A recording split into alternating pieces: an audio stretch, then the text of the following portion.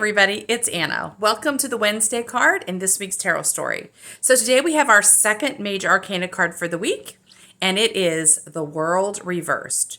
So the World is the final card in the major arcana. And the way I read the major arcana is it's a series of lessons, life lessons. They're kind of stacked one after the other, and they're progressive. So if you work through the major arcana, you will finally get to the last lesson, which is the World.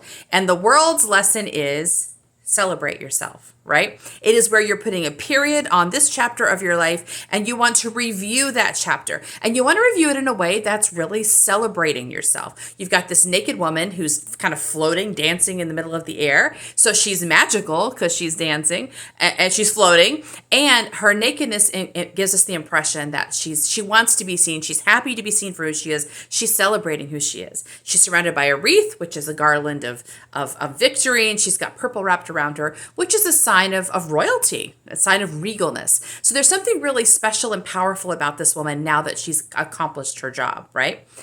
So this card invites us to take note of to tell our story in such a way that we are the hero of it and we come to a place of victory.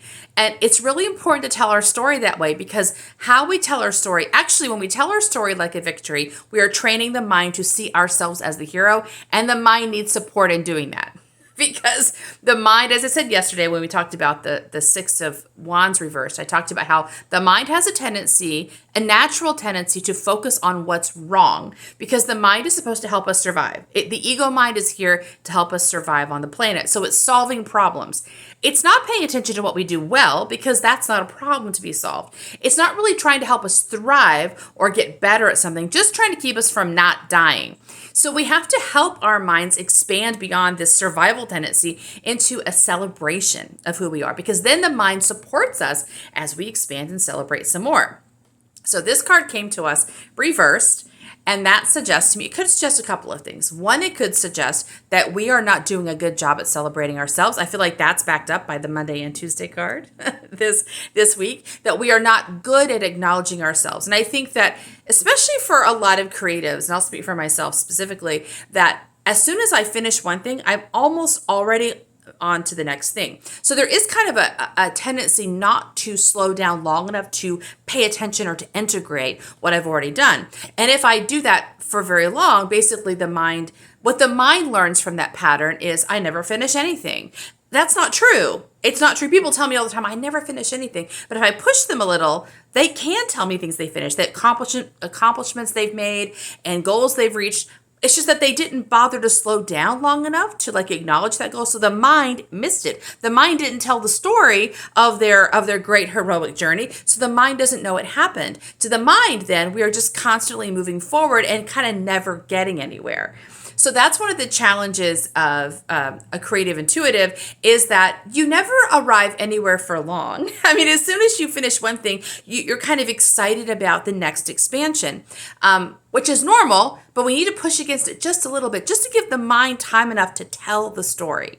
The other reason this could be reversed is because we might not even recognize what we're accomplishing, especially because we creative intuitives, or also body and heart intuitives, don't function in a linear way. So it's not so much that there's just one big goal that I'm working for. When I finally get it, we're going to have a big party.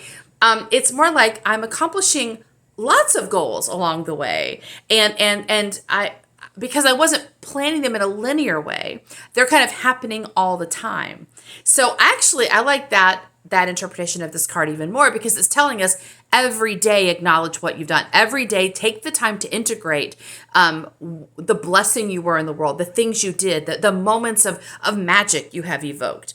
And the reason you do that is because it's nice to do, but also because we're trying to keep the mind kind of in partnership with us. We're trying to get the mind to tell our story in a certain way so that it doesn't argue with the story and tells us we're crazy or so when it's time to take a big leap of faith, the mind, which doesn't like taking big leaps of faith, is more inclined to go along with it, to support that move, because now it understands we are magical.